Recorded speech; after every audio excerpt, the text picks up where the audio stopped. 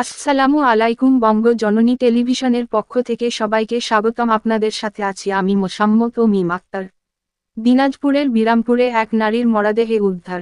দিনাজপুরের বিরামপুর উপজেলার খানপুর ইউনিয়নের সন্দলপুর এলাকা থেকে অজ্ঞাত এক নারীর মরদেহ উদ্ধার করেছে পুলিশ।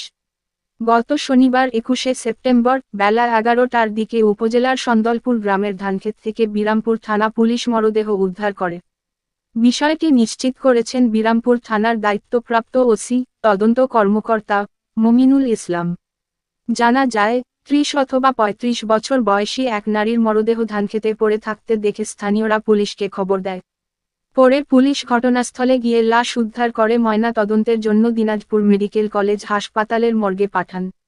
বিরামপুর থানার দায়িত্বপ্রাপ্ত ওসি তদন্ত কর্মকর্তা মমিনুল ইসলাম বলেন, অজ্ঞাত এক নারীর মরদেহ ধানক্ষেত থেকে উদ্ধার করা হয়েছে।